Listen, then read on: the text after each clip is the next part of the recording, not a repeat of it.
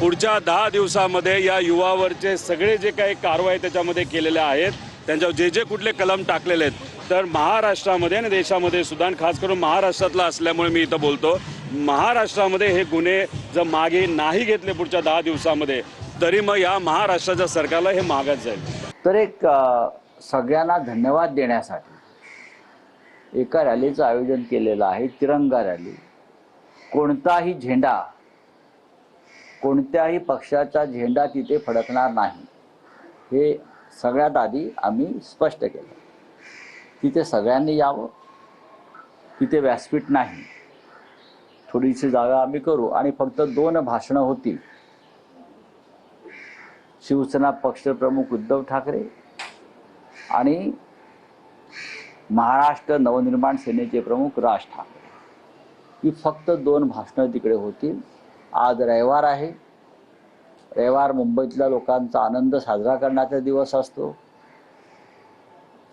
त्यांना आम्ही लवकर मोकळं करू, आपापल्या घरी जातील आणि मराठी माणसाची दुपार साजरी करतील. पण ही जी चिकाटी आहे ना आंदोलनाची, तिला तोड नाहीये. तुम्ही दांडे मारा, काट्या मारा, आम्ही तिरंगा घेऊन उभे राहणार. म्हणून आदरणीय उद्धवजींचं, आधी राजसाहेबांचं आणि खास करून त्याला समर्थन शब्दांनी नाही दिलं तर कृतीतून उद्धवजींनी दिलं, राजसाहेबांनी दिलं. इथंच आदित्यजींच्या नेतृत्वाखाली प्रचंड मोठी निदर्शनं झाली आणि तरुणाई इथं जमली. त्यांनी सुद्धा एक मोठं बळ की मुंबईच्या आर्थिक राजधानीमध्ये शिवसेना ज्या पद्धतीने उभी आहे ती पाहिल्यानंतर त्यांना आता कळलं की आपल्याला वाकावं लागेल, कमरेत वाकावं लागलं. बरं, नुसती मान्य वाकावं. प्रहलाद जोशी जी को ऑल द बेस्ट. बहुत सारे युवाओं की जिम्मेदारी उनके ऊपर है, तो ऑल द बेस्ट. ही दृश्य आहेत वीर सावरकर मार्गाच्या परिसरातली. तरुणाई मोठ्या संख्येनं जमलेली आहे. हातात तिरंगा आहे, सोबतच संविधानाची प्रत आहे. या संपूर्ण जेनझी आंदोलनाचं लक्ष वेधून घेणारा जो फॅक्टर होता तो होता हातातले स्लोगन्स आणि वेगवेगळ्या घोषणा. तशाच काहीशा या ठिकाणी सुद्धा आपल्याला पाहता येत आहेत. काहींनी गुलाबाची फुलं हातात घेतलेली आहेत, काहींच्या हातात अभिजित दिपकेंचा फोटो आहे. हा एक प्रकारे जल्लोष, ही एक प्रकारे सभा असणार आहे, त्यामुळे जल्लोषाचं वातावरण आहेच. मात्र त्यासोबतच या सगळ्या तरुणाईचा जो एकजुटीचा विजय झालेला आहे ती एकजूट पुन्हा एकदा या निमित्ताने इथे दिसणार आहे. ज्या मोदींच्या विरोधात 11 वर्ष सत्ताधारी विरोधक बोलायला घाबरत होते, तिथे लहान लहान मुलांनी रस्त्यावर येऊन मोदींची इज्जत काढली.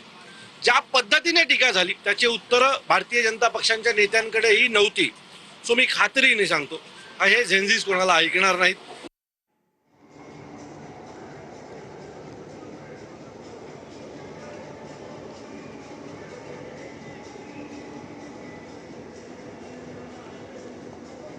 वाट दिली. अभिजित दिपकेने आंदोलन केल्यानंतर कुणाची हिंमत नाही तरी त्या बाजूला उभं राहायची. हिंमत दाखवली फक्त उद्धवजी ठाकरे. पहिला माणूस, पहिले नेते ज्यांनी म्हणाले या तरुणांना तुम्ही सुरळ म्हणायचं नाही, सुरळ म्हणून त्यांचा अवमान करू नका, असं म्हणणारा देशातील एकमेव नेता उद्धवजी ठाकरे. सर, भर पावसात उभे ते सगळे मागं हटायला कोणी तयार नाही. दोन्ही ठाकरे बंधू काय बोलतात याकडे सगळ्यांचं लक्ष. म्हणून मला मी काय बोलतो याच्यात तुझी वेळ घालू नका, त्यांचं ऐकू. सर, तुमच्याकडे देखील तेवढंच महत्व आहे, कारण तुम्ही सुद्धा दिल्लीतील जंतर मंतर मैदानावर जाऊन आले. मी गेलो होतो ते आदरणीय उद्धवजींच्या मार्गदर्शनानुसार गेलो होतो. मला जायचं, मी अगोदर एकदा गेलो होतो, त्यानंतर व्यासपीठावर गेलो, बांगचूंना भेटलो होतो. उद्धवजींनी सातत्यानं त्यांना सांगितलं की बाबा रे तुम्ही हे मागे घ्या म्हणून. परंतु त्या सगळ्या प्रकरणामध्ये तेव्हा ते नव्हते त्या भूमिकेमध्ये. पण मला आनंद एका गोष्टीचा वाटतो आणि अभिमान वाटतो या तरुण मुलांचा. चिकाटी ज्यांना त्या सरन्यायाधीशांना वाटलं होतं ना की जुरळांना कसंही करून चिरडून टाकता येईल, असे बऱ्याच अंधभक्तांना सुद्धा वाटलं. की सगळे अंधभक्त आजही तसंच बोलतायत बरं का. त्याची घमंड अजून करली नाही काही लोकांची.